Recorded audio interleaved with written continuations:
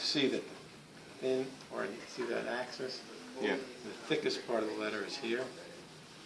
It's a little bit exaggerated. That's the idea. Okay? It's got that axis off center. With Benoni, it's centered. It's a very centered out shape. So the letter form is, you can see, it actually would establish points, okay? See, and then you could sketch to it. See they're giving you the indications there? So you would actually, with the pencil, you start and draw the inside of the letter and establish your thick point, okay? And then you had to, it was going to end up here, and then you aim for that kind of target, and then you could refine it.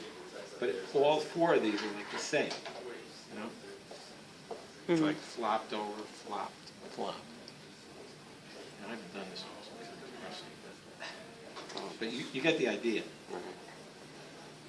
See, and you're sketching the inside of the letter first, and then build up the outside.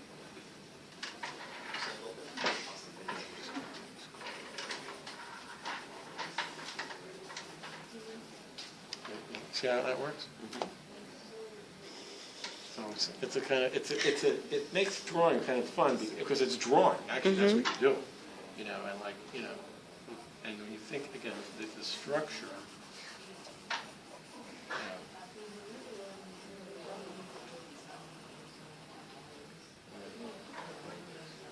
Does that work?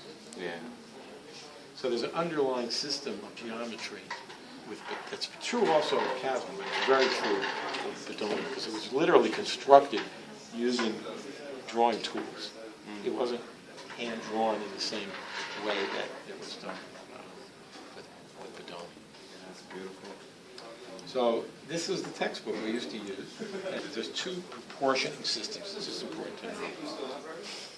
The old style, which Caslin is based on, it's really the old Roman letter. Well, here you see it, okay?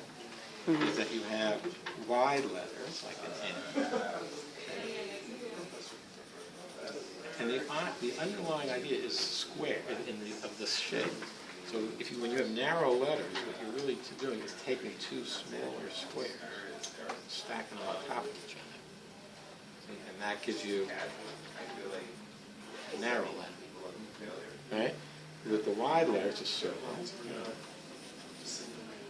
And a circle is like a square is always a square, right?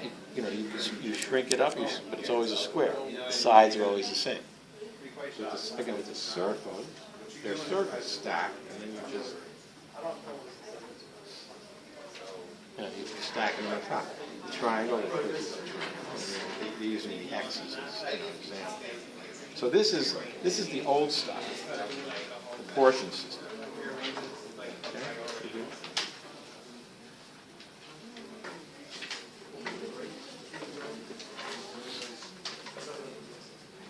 And actually, basically all alphabets fall into these two categories.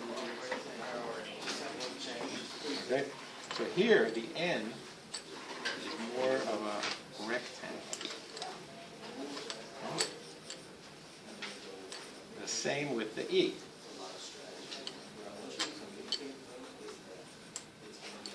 Now, the O, instead of being a circle, becomes an ellipse.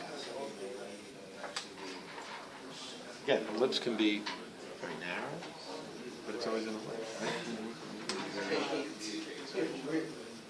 But it's always an ellipse. A circle, only can be a circle. Right? If you expand it, it's always it's always a circle. If you hold the shift key and the square is a square. If you grab one end, piece of it becomes a square, can become a rectangle, right? The sides.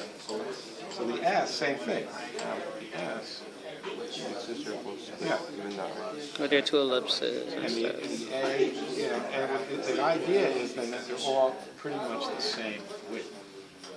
These have narrow and wide proportions. Right. These are even width. So and a modern, interesting, and what gets a little confusing is if you look at Futura, typeface Futura, you'll see that actually it's based on this system. It just doesn't have circles. Okay. You know, you look at it and you'll see. Hmm. And most of the modern faces are based on this proportion system. They're all even width. Because it's based on rectangles and ellipses.